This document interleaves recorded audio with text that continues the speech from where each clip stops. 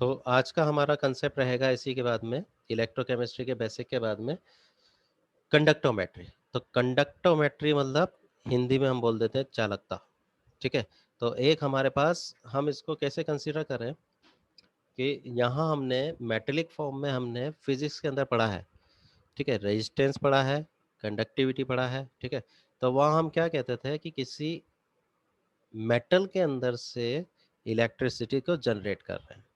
Clear. यहाँ हम एनालाइटिड के अंदर हम पढ़ रहे हैं, तो यहाँ हम कंडक्टोमेट्री जो कुछ भी कंसेप्ट पढ़ेंगे वो सारे कंसेप्ट हमारे पास किसके अंदर कन्वर्ट हो जाएंगे, किसी सॉल्यूशन के अंदर, जिसके अंदर दो इलेक्ट्रोड लगे हुए हैं और हमने कोई ड्रग उसके अंदर आयनिक फॉर्म में उसके अंदर डिसॉल्व की हुई है, और उसके अकॉर्डिंग ये हो सकता है हम उसके साथ में कोई कंडक्टोमेट्रिक टाइट्रेशन भी परफॉर्म कर रहे हो, ड्यूरेट लगा दी हो, और उसकी वजह से जो चेंजेस आ रहे हैं उसके अकॉर्डिंग जो कंडक्टिविटी जनरेट हो रही है उसके अकॉर्डिंग हम यहाँ पे किसी कंपोनेंट को क्वालिटेटिवली या क्वांटिटेटिवली आइडेंटिफाई करेंगे। क्लियर। तो इसके अकॉर्डिंग हम यहाँ पे कंडक्टोमेट्री को स्टडी करना चाहेंगे। तो यहाँ पे हमारा बेसिक कंसेप्ट के अकॉर्डिंग सबसे पहले हमारे पास वर्ड आता है कंडक्टोमेट्री। तो कंडक्टोमेट्री के अंदर हम पढ़ेंगे सबसे पहले इंट्रोडक्शन, और इंट्रोडक्शन पार्ट के अकॉर्डिंग हम देखते हैं यहाँ पे कि it is an electrochemical method of analysis concerned with the electrical conduction through and the electrolytic solution। तो ओवरऑल हम क्या कह रहे हैं यहाँ पे कि जब भी हम यहाँ पे यूज़ कर रहे हैं तो यहाँ पे एक कंडक्टोमीटर का एक डायग्राम बनाया हुआ है। इस डायग्राम के अकॉर्डिंग यहाँ पे अगर हम देखते हैं तो एक हमारे पास इलेक्ट्रोलाइटिक सॉल्यूशन है जिसके अंदर हमने एक इलेक्ट्रोड लगाया हुआ है, और ये जो हमारे पास एपरेटस है, ठीक है, जिसको पूरे को हम बोल रहे हैं कंडक्टोमीटर। तो यहाँ पे इस सॉल्यूशन के अंदर जब हमने इलेक्ट्रोलाइट सॉल्यूशन डाला था उसकी वजह से उसके अंदर जो कंडक्टिविटी जो उसके अंदर जड़ी जनरेट हुई, जिसको हम हिंदी में चालकता बोल देते हैं, जिसकी वजह से इसके अंदर इलेक्ट्रिकल सिग्नल जनरेट हुआ, तो उसके मेजर से हम यहाँ पे किसी सब्सटेंट को आइडेंटिफाई कर सकते हैं। तो it is a electrochemical method of analysis concerned with the electrical conductance through a electrolyte solution. किसके अंदर, किसी इलेक्ट्रोलाइट सॉल्यूशन के अंदर हम कह रहे थे। इलेक्ट्रोलाइट सॉल्यूशन हमने क्या कहा था, जो हम आयनिक सॉल्यूशन जो सैंपल का उसके अंदर बना रहे हैं। इसी के अकॉर्डिंग हम देखते हैं इलेक्ट्रिकल कंडक्टिविटी को हम समझेंगे। तो इलेक्ट्रिकल कंडक्टिविटी को हम अगर जनरल फॉर्म में जानते हैं तो रेजिस्टेंस का उल्टा। रेजिस्टेंस तो क्या होता है अपने पास, हिंदी में बोल देते हैं प्रतिरोध, कि कहीं भी अपने पास चार्ज का फ्लो हो रहा है उसके फ्लो होने में जो अपने पास दिक्कत आ रही है उसी को हम प्रतिरोध या रेजिस्टेंस बोल देते हैं। क्लियर। और जबकि उसके फ्लो होने में जो हेल्पिंग नेचर है जिसकी वजह से वो फ्लो हो रहा है या उसकी मेटल की कंडीशन है, आयन है, उसको हम बोल देते हैं कंडक्टिवेंस। तो हम यहाँ पे उसकी चालकता बोल देते हैं। क्लियर। तो इसको भी हम अभी डिटेल में और पढ़ने वाले हैं। तो electrical conductivity of an electrolyte solution depending on. तो अगर हम यहाँ बात कर रहे हैं सॉल्यूशन फॉर्म, जैसा कि हमने डायग्राम में देखा कि हमने इलेक्ट्रोलाइट का एक सॉल्यूशन बनाया, तो उसके अंदर क्या क्या होगा, जो भी हमारे पास ड्रग फॉर्म है वो या तो केटायनिक या एनायनिक फॉर्म में होगी, या फिर वो सिंगल फॉर्म में कोई आयन हो सकता है, जैसे Na प्लस आयन हो गया, पोटेशियम प्लस आयन हो गया, या फिर किसी तरीके से अपने पास डबल चार्जेड फॉर्म में हो सकता है, या फिर अपने पास कोई ऐसा हो कि वो एक कंपाउंड फॉर्म में हो, जैसे अमोनियम आयन हो गया या कोई कॉम्प्लेक्स आयन हो गया। तो वो अलग अलग फॉर्म में उसके अंदर आयन्स हो सकते हैं। उन आयन की कंसंट्रेशन क्या है, हमने किस कंसंट्रेशन के अंदर उसके अंदर डिसॉल्व फॉर्म में उसको बनाया है, तो उसके अकॉर्डिंग उनकी कंसंट्रेशन डिसाइड होगी। और उसके अंदर हमने टेम्परेचर कितना मेंटेन किया हुआ है, तो वो टेम्परेचर क्या करेगा, उसके अंदर जो भी चार्ज है वो आयन है उनके फ्लो होने में हमें मदद करेगा। तो कहीं कहीं हमारे पास क्या होगा कि टेम्परेचर बढ़ने से कंडक्टिविटी बढ़ जाएगी, तो फ्लो ऑफ आयंस बढ़ जाएगा। तो उसके अकॉर्डिंग भी हम यहाँ पे स्टडी करेंगे mobility of ions. Mobility of ions का मतलब आयन का एक जगह से दूसरी जगह जाने में जो हम सॉल्यूशन है तो उसमें कितना टाइम लग रहा है, उस टाइम पीरियड के अकॉर्डिंग भी हम क्या करेंगे, उसकी कंडक्टिविटी को फाइंड आउट कर सकते हैं। तो यहाँ पे 4 पैरामीटर हमारे पास हो गए, किस टाइप का आयन है, जो भी हमने सॉल्यूशन बनाया है उसके अंदर उसकी कंसंट्रेशन क्या है आयन की, किस कंडीशन में, किस टेम्परेचर कंडीशन में हम उस प्रैक्टिकल को परफॉर्म कर रहे हैं या कंडक्टिविटी निकाल रहे हैं। फोर्थ पोजीशन हम क्या कह रहे हैं कि जो आयन है उसका टाइप के अकॉर्डिंग उसकी मोबिलिटी कैसी है। अगर हम कहें हाइड्रोजन आयन, तो हाइड्रोजन आयन में हम क्या कहते हैं, H प्लस आयन। तो H प्लस आयन को हम कहें तो उसका मोलिकुलर वेट भी कम है, मोलिकुलर मास कम होने से उसका की मोबिलिटी फास्ट होगी। ठीक है। इसी के अकॉर्डिंग हम अगर उसके अलावा कोई दूसरा आयन लेते हैं, कैल्शियम ले लिया, सोडियम ले लिया, तो वो अपने आप में क्या होगा, उसके मुकाबले में उनकी मोबिलिटी कम होगी। तो ऐसे समझे कि मोटा आदमी धीरे भागेगा और पतला होगा तो वो एनर्जी वाला होगा तो जल्दी भाग जाएगा। तो यहाँ से भी उसकी मोबिलिटी को हम डिसाइड कर सकते हैं। इसी के अकॉर्डिंग हम अगर यहाँ प्रिंसिपल देंगे तो कंडक्टोमेट्री में हम प्रिंसिपल फॉर्म में हम देखें तो बेसिक प्रिंसिपल क्या हो गया, based on the conductance of the electric current through the electrolyte solution similar to the metallic conductor। तो मेटेलिक कंडक्टर के अकॉर्डिंग ही हम क्या कह रहे हैं कि हम जो इलेक्ट्रोलाइट सॉल्यूशन जो हमने बनाया है उसके अंदर जो कंडक्टेंस जनरेट हो रही है उसके अकॉर्डिंग जो करंट जनरेट हो रही है उससे हम कंडक्टोमेट्री को स्टडी करेंगे। तो उसका प्रिंसिपल हमारे पास वैसे ही है जैसे कि तुम्हारे पास एक लोहे की रॉड है, उसके दोनों टर्मिनल पे तुमने कोई चार्ज जनरेट कराने के लिए यहाँ पे कोई करंट फ्लो कराए, किसी सर्किट में लगा दिया तो क्या होगा, उस वायर के अंदर से या इलेक्ट्रिक रोड के अंदर से करंट फ्लो हो जाएगी, जिसको तुम मेजर करके वहाँ पे उसकी कंडक्टिविटी या कंडक्टेंस को तुम वहाँ पे फाइंड आउट कर सकते हो। तो वही कंसेप्ट हम यहाँ पे लगा रहे हैं। यहाँ पे हमने क्या किया है, यहाँ पे हमारे पास कोई मेटेलिक फॉर्म में सॉलिड फॉर्म नहीं है। हमने क्या किया, जो भी हमारे पास सेल था उसके अंदर इलेक्ट्रोड लगा दिए, सॉल्यूशन भर दिया और एक सर्किट बना दिया, और उस सर्किट के अकॉर्डिंग उसके अंदर से करंट फ्लो हो रहा है जो कि उसकी कंडक्टेंस को बता रहा है और उसको हम मेजर कर रहे हैं। क्लियर। तो यहाँ पे दोनों केटायन और एनायन दोनों जो आयन है उनका फ्लो हो सकता है। क्यों? क्योंकि सॉल्यूशन के अंदर दोनों फ्रीली फॉर्म में मूवेबल है। मगर मेटेलिक फॉर्म में अगर हम कंडक्टेंस की बात करेंगे तो यहाँ पे हमारे पास सिर्फ इलेक्ट्रॉन का ट्रांसफर होगा। तो ये थोड़ा सा डिफरेंट हो सकता है, मगर बाकी का सारा कंसेप्ट वही है। हम क्या कह रहे हैं कि यहाँ पे चार्ज का हमारे पास फ्लो हो रहा है, तो उसी की चार्ज के फ्लो होने की वजह से ही करंट जनरेट हो रही है और उसको हम मेजर कर सकते हैं। इसी के अकॉर्डिंग हम समझें तो इसका एक बेसिक कंसेप्ट हमारे पास देखें तो वो किससे निकल के आता है, जो हम 7th क्लास से पढ़ते आ रहे हैं, ओम्स लॉ। तो ओम्स लॉ हमें को क्या बताता है कि अगर हमारे पास कोई कंडक्टर है, ठीक है, जिसके हमारे पास दोनों साइड के अकॉर्डिंग अगर हम उसके अंदर कोई पोटेंशियल डिफरेंस जनरेट कर दें और कोई चार्ज को उसके अंदर छोड़ दें तो वो अपने आप में क्या होगा, अगर क्लोज सर्किट होगा तो वो चार्ज उसके अंदर फ्लो होगा और वही उसके अंदर क्या कहलाएगा, टाइम पीरियड के अकॉर्डिंग करंट कहलाएगा, जो कि हम डिफाइन करते हैं current equal to Q by T.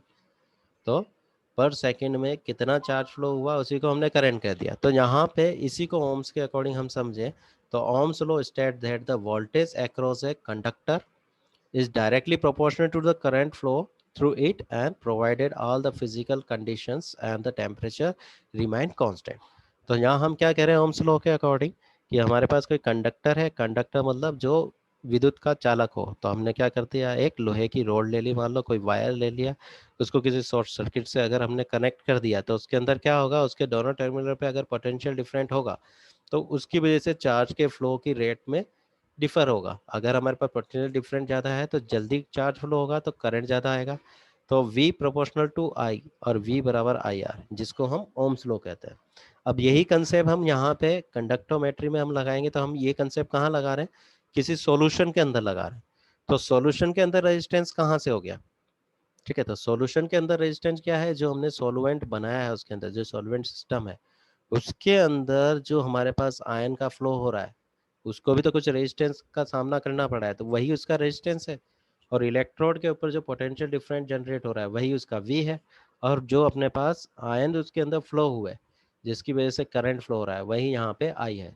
तो यहाँ पे वही कंसेप्ट है ओम्स लॉ वाला जिसको हम किसी मेटल के अंदर यूज कर रहे थे। तो यहाँ पे V is voltage across the conductor, I हमारे पास क्या है, current flowing through the conductor. तो यहाँ कंडक्टर से हमारा मतलब क्या हो गया, अगर हम सॉल्यूशन में लगा रहे हैं तो सॉल्यूशन की बात कर रहे हैं, और R is the resistance provided by the conductor to the flow of current. तो R हमारे पास क्या हो गया, जो कि करंट के फ्लो की वजह से हमारे पास रेजिस्टेंस जनरेट हो रहा है।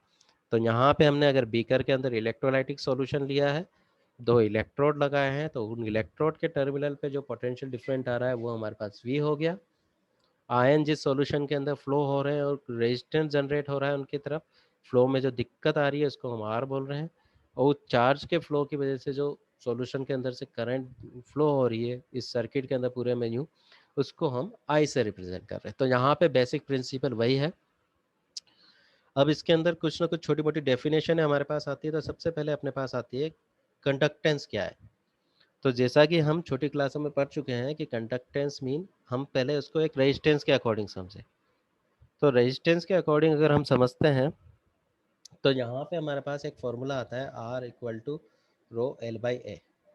तो यहाँ पे हम अगर कहते हैं प्रतिरोध, जिसको हम रेजिस्टेंस कह रहे हैं, तो अगर हमारे पास कोई वायर है, जैसा कि तुमने छोटी क्लासों में पढ़ा है, अगर वायर लंबा होगा तो रेजिस्टेंस भी ज़्यादा होगा, अगर वो मोटा होगा, जिसका क्रॉस सेक्शनल एरिया अगर बड़ा होगा तो रेजिस्टेंस कम होगा। तो यहाँ पे R proportional to L, R reciprocal to A। जब इनको अपन को साइन को हटाते हैं तो यहाँ पे अपने पास एक इस तरह का साइन आ जाता है, ठीक है, जिसको हम स्पेसिफिक रेजिस्टेंस बोल देते हैं, ठीक है।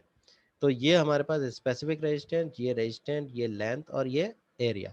अब इसी कंसेप्ट को हम यहाँ पे किसके अकॉर्डिंग समझेंगे, हम सॉल्यूशन के अकॉर्डिंग समझेंगे, क्योंकि यहाँ तो हम कंडक्टिविटी कर रहे हैं, तो हमने क्या कर दिया, सॉल्यूशन के अंदर डिसोल्व करके हमने सॉल्यूशन बनाया और उसी के कंपैरेटिव के अकॉर्डिंग हम समझ रहे हैं। तो सबसे पहले डेफिनेशन फॉर्म के अकॉर्डिंग अगर हम समझते हैं तो यहाँ पे हम क्या कह रहे हैं कि रेजिस्टेंस का अपोजिट क्या होगा हमारे पास, कंडक्टेंस। तो यहाँ आर का अपोजिट क्या हो गया हमारे पास, जी, जिसको हम जी से रिप्रेजेंट कर रहे हैं। तो पूरी इक्वेशन उल्टी होगी और इसका उल्टा हमारे पास ये रो हो गया, ठीक है। तो ये हमारे पास मी का उल्टा रो, तो इसके अकॉर्डिंग हमने इसका उल्टा इसको लिख दिया। तो इसको हम बोल रहे थे स्पेसिफिक रेजिस्टेंस और ये specific conductivity, specific resistance, specific conductivity.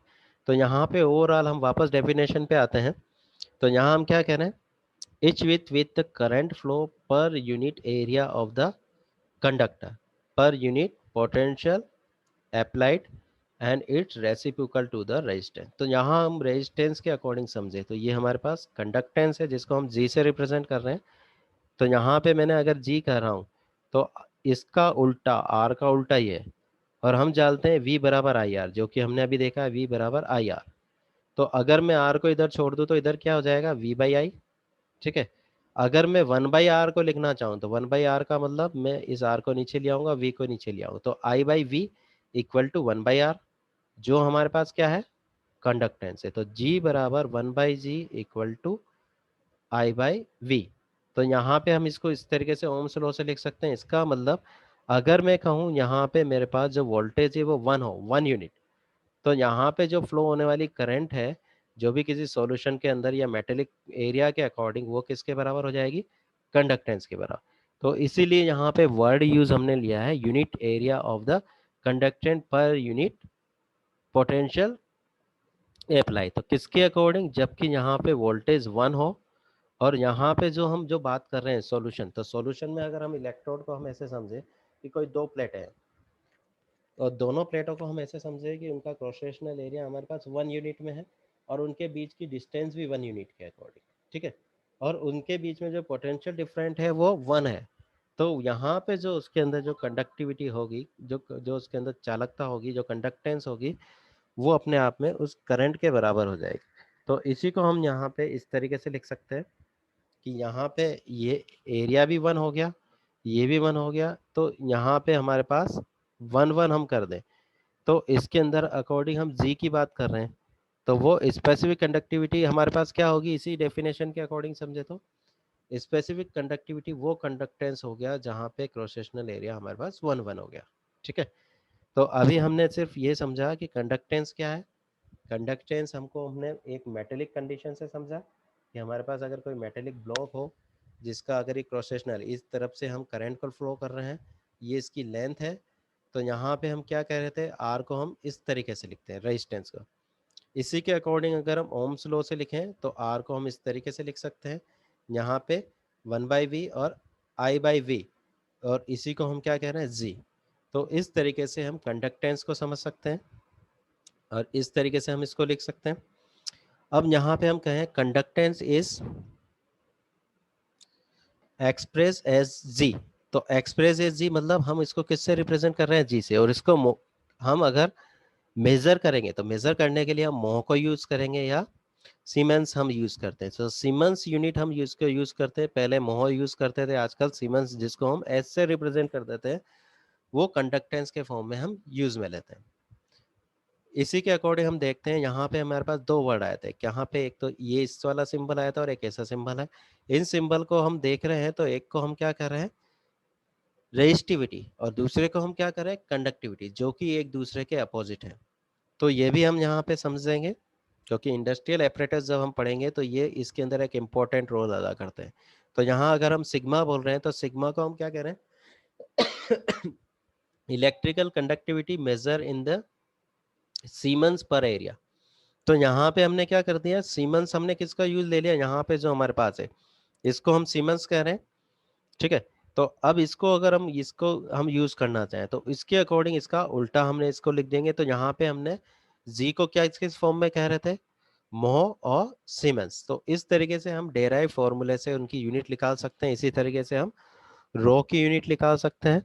तो रो को हम क्या कह रहे थे, यहाँ पे स्पेसिफिक रेजिस्टेंस हमारे पास है, तो ये स्पेसिफिक कंडक्टिविटी, स्पेसिफिक रेजिस्टेंस, और उसकी यूनिट भी हम यहाँ पे डेराइव कर सकते हैं। इसके बाद में अगर हम कंडक्टेंस को देखें तो कंडक्टेंस भी हम अगर यहाँ पे देखें तो हम किसके अकॉर्डिंग बात कर रहे थे, या मेटल के अकॉर्डिंग नहीं, यहाँ हम एनालिसिस के अकॉर्डिंग बात कर रहे हैं, मतलब हम इलेक्ट्रोलाइटिक सॉल्यूशन की बात कर रहे हैं। तो इलेक्ट्रोलाइटिक सॉल्यूशन में हम कंडक्टिविटी किसके अंदर देख रहे हैं, किसी सॉल्यूशन के अंदर जिसके अंदर हमने आयन को डिसॉल्व किया हुआ है। क्लियर। तो यहाँ पे हम उसकी प्रॉपर्टी के अकॉर्डिंग उसको अलग अलग नाम दे देते हैं कंडक्टेंस को, किसके अकॉर्डिंग, एक हमने दे दिया स्पेसिफिक कंडक्टेंस, दूसरा हमने कह दिया इक्विवेलेंट कंडक्टेंस, और तीसरा हमने कह दिया मोलर कंडक्टेंस।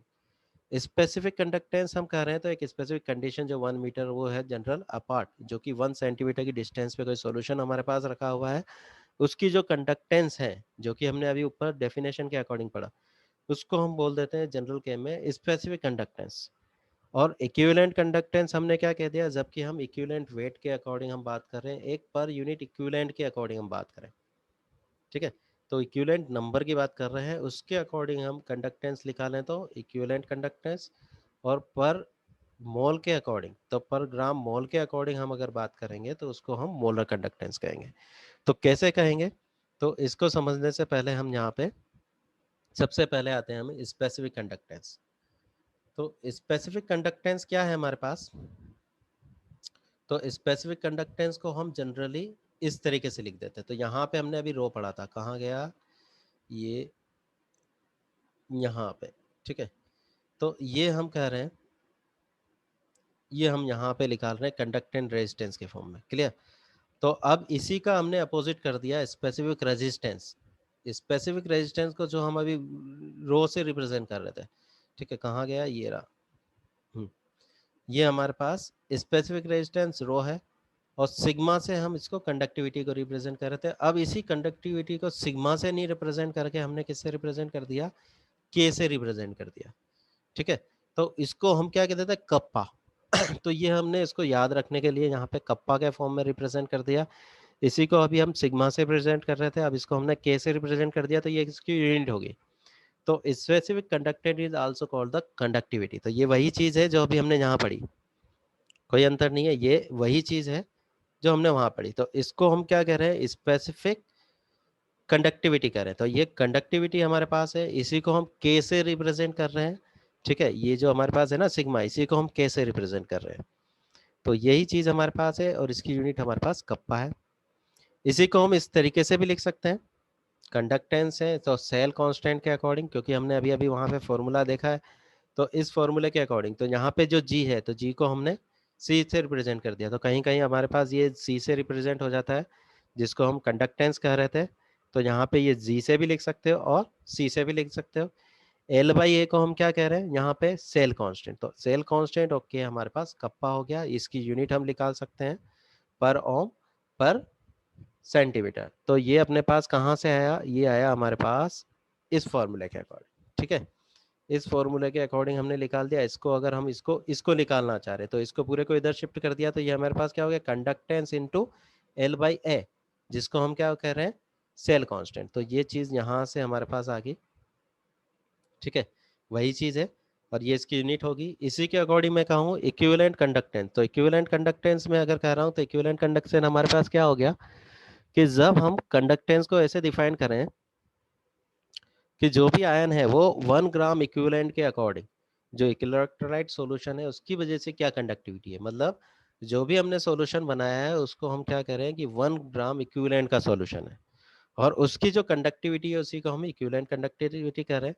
तो इसको हम ऐसे समझें कि हमने जो सॉल्यूशन है इलेक्ट्रोलाइटिक सॉल्यूशन, उसके अंदर हमने क्या कर दिया कि 2 इलेक्ट्रोड लगाए हमने, उनका क्रॉस सेक्शनल एरिया 1 है, जिनके बीच की डिस्टेंस हमारे पास 1 है, और उसके जो बीच में जो हमारे पास जो सॉल्यूशन भरा हुआ है वो हमारे पास क्या है 1 ml या 1 सेंटीमीटर क्यूब है।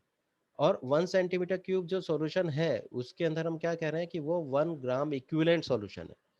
तो उसकी जो कंडक्टिविटी होगी उसको ही हम इक्विवेलेंट कंडक्टिविटी कहेंगे। तो वापस समझो, यहाँ पे जो क्रॉस सेक्शनल एरिया है इलेक्ट्रोड का वो 1 है, उनके बीच की डिस्टेंस 1 सेंटीमीटर है, उसके बीच में जो सॉल्यूशन भरा हुआ है वो 1 ml है या 1 सेंटीमीटर क्यूब है, और वो सॉल्यूशन की जो कंसंट्रेशन है उसको हम क्या कह रहे हैं 1 ग्राम इक्विवेलेंट की कंसंट्रेशन है। तो उसकी जो कंडक्टिविटी होगी उसी को हम क्या कह रहे हैं इक्विवेलेंट कंडक्टिविटी कह रहे हैं। तो इसको हम यूनिट के अंदर डेराइव कर सकते हैं। अगर तुम्हें डेफिनेशन समझ में आ गई तो वहां पे सिर्फ वैल्यू रखना है, तो उसके अंदर यहाँ पे सिर्फ क्या डिफरेंट हो गया, पर इक्विवेलेंट के अकॉर्डिंग यहाँ पे यूनिट हो जाएगी। इसी के अकॉर्डिंग अगर मैं कहूँ मोलर कंडक्टिविटेंस की बात करूँ तो मोलर कंडक्टेंस के अंदर क्या हो गया, वही कंसेप्ट है हमारे पास। अब यहाँ पे जो बीच में जो सॉल्यूशन है वो हमारे पास क्या हो गया, मोलरिटी में आ गया। कितना मोलर का, 1 मोलर का हम बात कर रहे हैं, तो उसका जो सॉल्यूशन है उसकी कंडक्टिविटी को हमने क्या कर दिया, मोलर कंडक्टिविटी कर दिया। ठीक है, और उसके आयनाइजेशन से जो कंडक्टिविटी आ रही है उसको, तो इसको हम इस तरीके से भी लिख सकते हैं म्यू इक्वल टू के वी।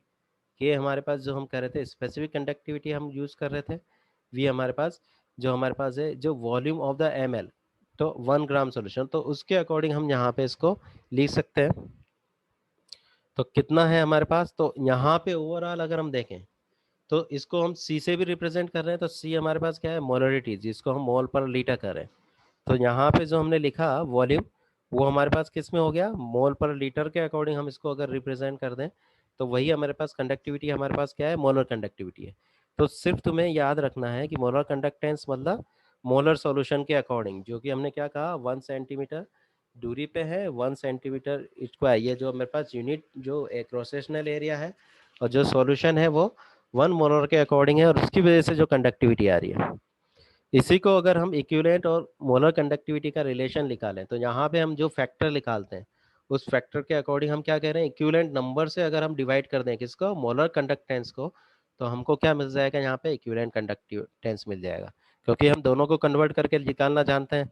तो मोलर कंडक्टेंस को हमने किससे डिवाइड कर दिया, इसके अंदर कितने इक्विवेलेंट नंबर हैं, तो हमको क्या मिल जाएगा, इक्विवेलेंट कंडक्टेंस मिल जाएगा। तो इस तरीके से हमने यहाँ पे बेसिक फॉर्म में कंडक्टेंस क्या होता है, कंडक्टोमेट्री क्या है, तो यहाँ हमने बेसिक फॉर्म में हमने क्या पढ़ा, कंडक्टोमेट्री क्या है, कंडक्टोमेट्री के अंदर उसका इंट्रोडक्शन फेज क्या है, एपरेटस किस तरह का होता है, उसी के अकॉर्डिंग कौन कौन से फैक्टर अफेक्ट करते हैं, प्रिंसिपल क्या है, कंडक्टेंस क्या है, स्पेसिफिक कंडक्टेंस क्या है, मोलर कंडक्टेंस क्या है, इक्विवेलेंट कंडक्टेंस क्या है। तो इसके अकॉर्डिंग हमने यहाँ पे कंडक्टेंस वाले चैप्टर को समझा। तो आज के लिए हम इतना ही रखेंगे।